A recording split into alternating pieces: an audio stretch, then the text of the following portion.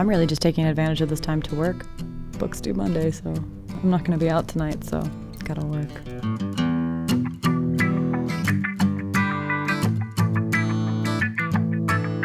Well, coloring for me is very much about kind of lighting and set design in the way that it's very important to film. I'm very passionate about how set designers choose a colored mug for a particular reason. There's like no coincidences when it comes to color, which is why film is so well rewarded for lighting and composition and color balance. So when I work on black and white line art, it gives me the opportunity to feel like,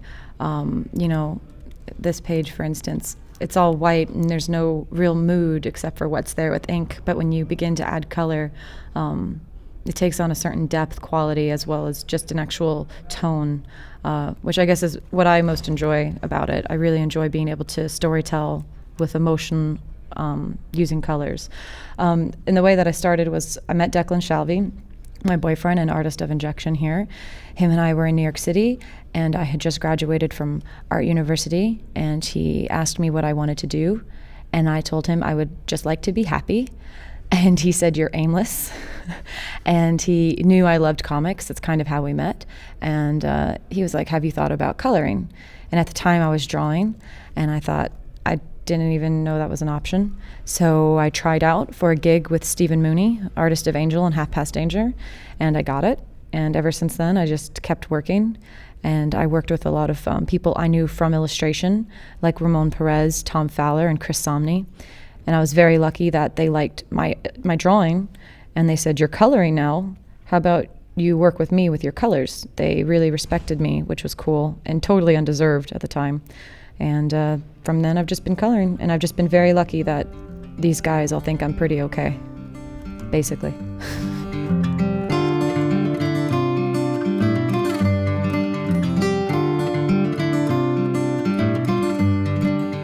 Well, it's disturbing because I have this conversation with a lot of people. You feel a lot of imposter syndrome.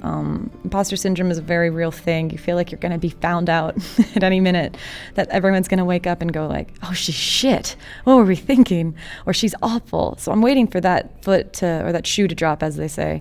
But as of right now, I feel very lucky, and I work very hard because I love art and I love comics.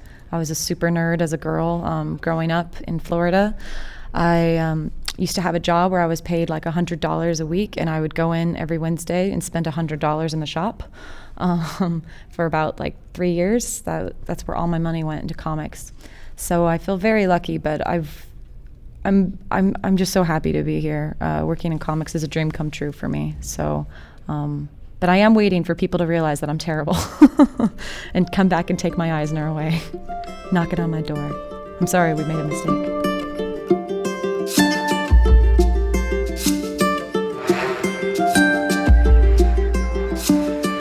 Start with painting first. I think Photoshop's great for a lot of tricks.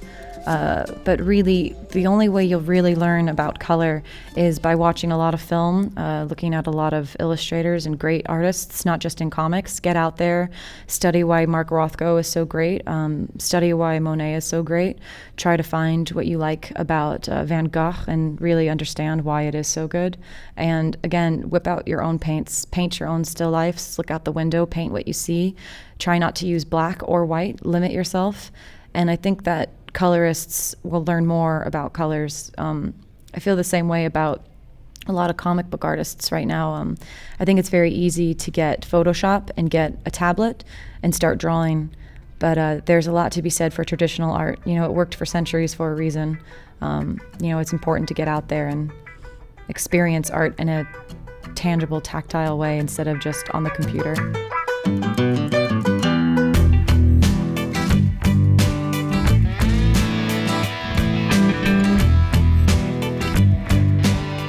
I think it's getting better overall. I think in general, not just for colorists. Right now, the Eisner list this past year, I think had more women on it than it's ever had. So that in one way is very exciting. But as far as colorists go, DC has made some really great efforts and bringing in more fair deals for colorists and cover credit.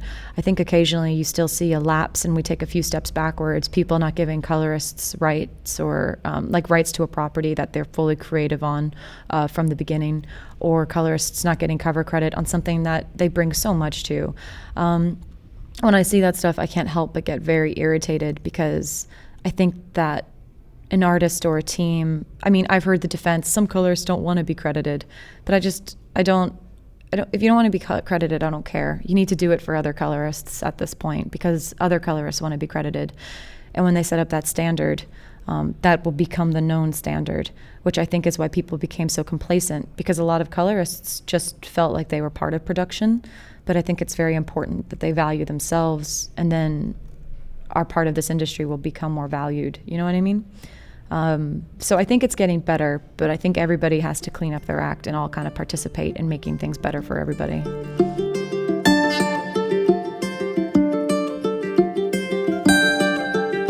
I don't want to say exact names, but yes, I'm not happy when I see it happen. But more than anything, I'm not unhappy for myself. I'm normally when I see it for me, I'm like, oh, that's annoying. But then if I see a peer of mine who I really, really, really respect, Betty Brutweiser or Matt Wilson or somebody like that, I kind of want to throw a table over and get all Hulk out and angry and upset, and I want to like start breaking knuckles, because those are my friends and I know how hard they work. So I get very frustrated, but it's not about just naming one company. It's kind of even a lot of solo creators are doing it over at Image, and there's kind of no excuse. I think at the end of the day, people who aren't doing it, it's either an issue to me personally, it's an issue of ego, or it's an issue just of ignorance. They just don't think about it. But I don't think either one of those excuses are good enough, because all you're going to do is bring more interest to your book by creating more names people can follow. So if you help make a colorist a big deal, they'll just follow that colorist to their next project. You lose nothing. You lose nothing when you credit a colorist. So just do it. Just credit your colorists and your letterers even. Credit everybody. They're all important.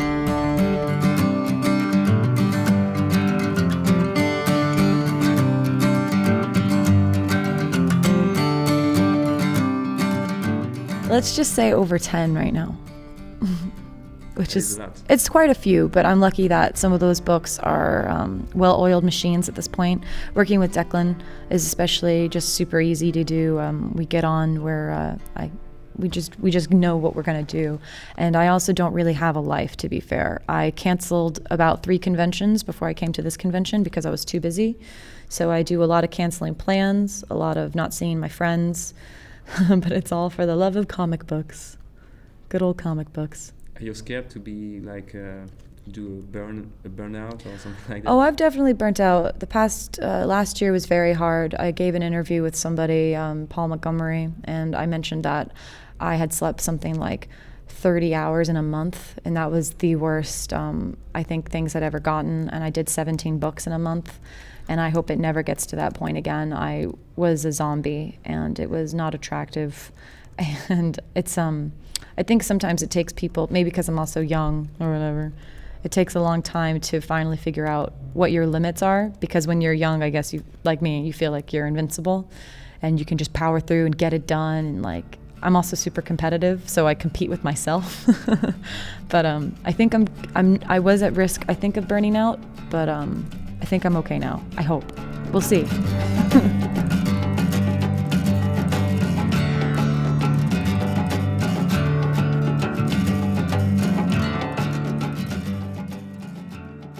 I'm very lucky to get offers, period. I'm very, very fortunate for that, and I'm grateful for all the opportunities I've ever been offered.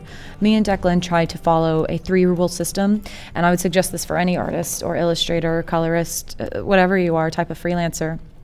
And it might even work in other aspects of life, is to consider taking a job for 2 of 3 reasons. And that's 1, it pays well, 2, it's good exposure, or 3, you love the material or the people. And if the project you're offered offers none of those things, don't take it. If the project offers 1 of those things, that's very hard. And if it offers 2 of those things, it's a done deal, you should take it. And if it offers all 3 of those things, you just won the jackpot, take the book. So I feel very grateful that I think most of my books are 2 or 3 of those. If it's less than 1 of those, I just don't even bother. I try to be a little more cutthroat these days. So I have more time to spend on projects that I really love, like my image projects like Pretty Deadly and Injection and They're Not Like Us and Nowhere Men, stuff like that.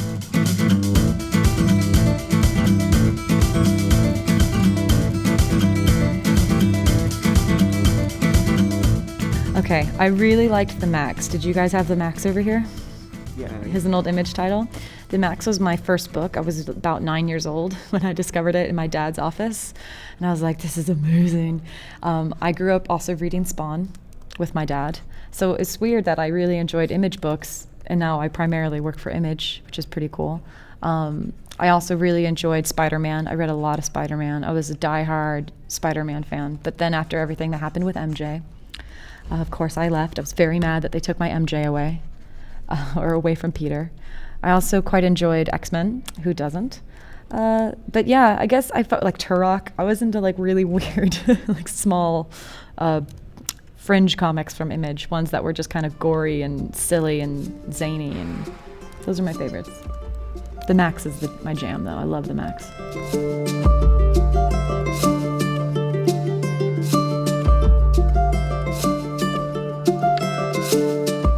I am embarrassed to say I listen to a lot of crap TV, or I like here I'll normally just have like it in my window up there on my computer, very small. So recently I watched, and I never watched it before, I watched all 8 seasons, I think it's 8 seasons of Gilmore Girls. I've never watched it before. I'm watching Dexter right now, which is not crap. I like Dexter a lot. I watch it while I work. Or I listen to a lot of audiobooks. I love Stephen King audiobooks. I just listened to every John Ronson audiobook read by John Ronson, who's a great journalist in the UK. He's very smart. Makes me feel smarter when I listen to documentaries while I work. And the biggest shame that I'm not always excited to admit is I really like the paranormal and the occult. I'm super duper atheist, but I love watching ghost shows, like where they investigate for ghosts. So I don't know if you guys have ever heard of Ghost Adventures. Yeah, the thing with the camera, yes, the gear. I own all of those seasons, and I watch them all the time.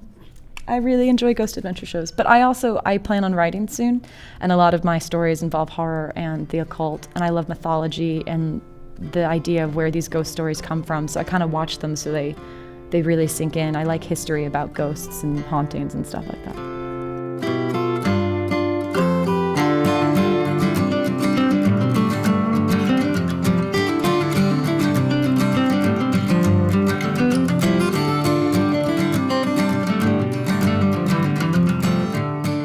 Yeah, I'm hoping so. I have a few stories that I need to work on over at DHP. I'm trying to make a small collection of ghost stories that are kind of all modern and focus on children and the way they handle death.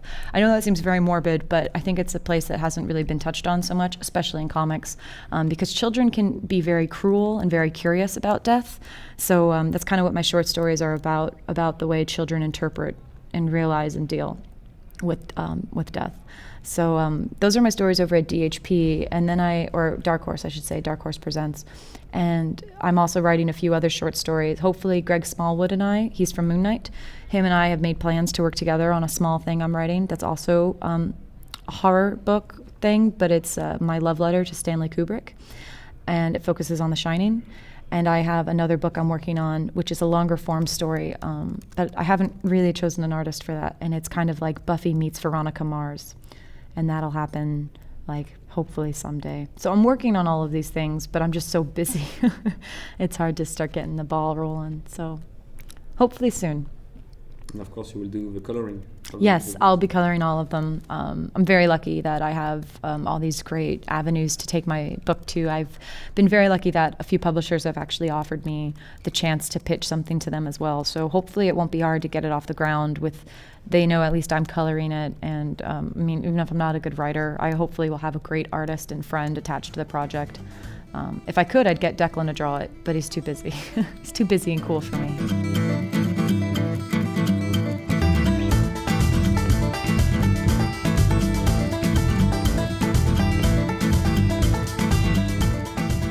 I think a long time ago when I was younger, I probably would have said MJ, but MJ's got no superpowers except for emotions. So I'd probably say now hardcore Jean Grey. hardcore Jean. I'm a Jean fan all the way.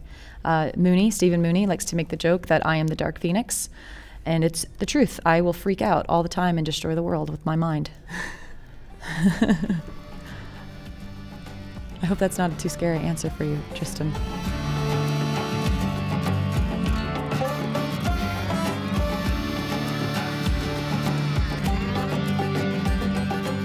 I'll show you a finished page because I'm working on this one now.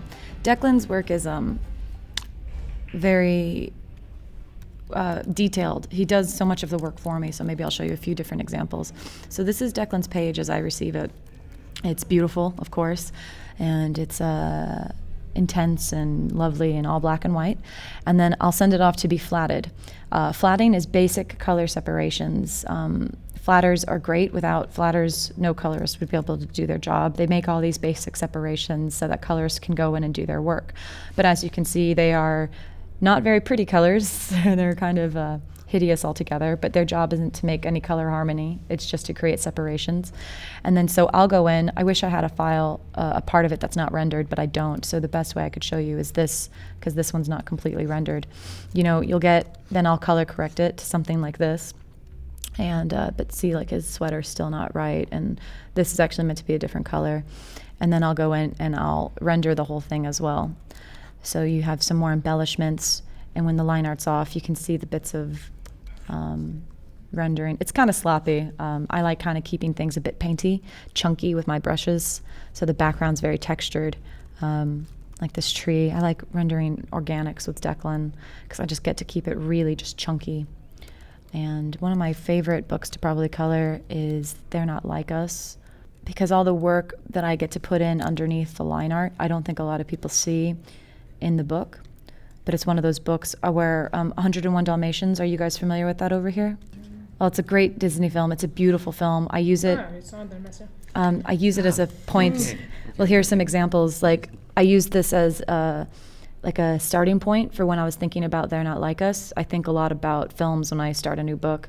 So I loved this haphazard, misregistered kind of look. I liked all the way that they implied shadows without actually keeping to, like they don't follow the lines by any means. So that's kind of what I think about when I color They're Not Like Us. So it's kind of like I don't know why that's in there, but I think about that when I work on the book. So again, you have the basic flats, and then I go in with my color, and all these, just this fun texture. This building's meant to be burned, so I get to go in there and add dark colors. I love doing textured skies, stuff like that. And I love doing little tiny color storytelling coloring bits. In this story, this main character has 3 brothers that have passed away, and these colors I use to represent his brothers throughout the story. So it's cool when they let me play with this, like getting just to throw in this blue, yellow, green for no reason other than just, a weird narrative beat. But that stuff's my jam. I love that kind of stuff. Here's another page. Just all the, so the flats that come to me, basic, then the colors, and then I do some textures, and then that's the trap, that's something different, and then the colors all together. I love this book. Do you want to see some Nowhere Man pages, I bet? Yeah. I bet you do. Nowhere Man fan over here. So when you get line art from Nate, it is, I actually erased the background. I don't know how they felt about that, but I thought it looked better. So when you get it obviously said science is the new rock and roll as well. So when you get the stuff from Nate, it's very, very sparse. He doesn't do any kind of shadowing. So when I have to go in and go do my job, it's quite fun. I get to basically go crazy doing all this rendering on the tongue and on the neck. Like even doing this little area in her tummy. It's great fun. Which issue is your favorite? The one where the guy transforms as a big, in the desert. Like, this guy? Yeah, this guy. These pages were great. We did a lot of atmosphere building. That's Nate Bellegarde, the artist of Nowhere Men, is extraordinary, and he's constantly thinking. He sees himself as a film director in a way. So when he actually is building these worlds, he sent me reference for what he wanted these to kind of look like. He even sent me reference for what he felt like the dust particles in the air should look like. So when we kind of worked together, I very much felt like his crew, like on a movie, which just I love that. I love that kind of collaboration. So these are actually already color-corrected flats that I did. I think I even flatted some of this book, the basic separations. So when we render it and we put all this in, all these shadows, and then all of these things, like those are the dust particles on another layer. The windows, I think all this like lovely light coming in through the windows is on another layer. The windows are separated. That's the trap again. But his line art as well, with none of this fun stuff on it. And that's what that page looks like without color. So these are the kinds of books I really love, when I really feel like the color brings so much to the table. Maybe I wasn't like the best fit for Nowhere Men. I mean, there's so many great talents out there, but I personally feel like this is some of my best work. I was really happy to be on this book. I mean, it gives me so much room to play. And hopefully the book is coming back. Yes, the book is coming back, so I'm very excited about that. And like a page like this, where we have all this stuff on the van, it's hilarious because in print, it's like you see it at maybe that big. So nobody sees all this like colors and little drawings that he's done. But Nate's very talented. Nate really thinks about stuff. He's great. And again, without the line art, if you want to see, or without the colors. I always like these kinds of comparisons. It kind of shows why colorists are important. And this is why colorists should receive cover credit. Because anyone who has too much of an ego, or anyone who thinks that they're more important than a colorist, I mean, this book would look just as beautiful if it was printed in black and white. But obviously, without a colorist, like, you know, half the book isn't there. That's obvious. Yeah, I wish other people felt like that. But unfortunately, a lot of people don't seem to think it's so obvious.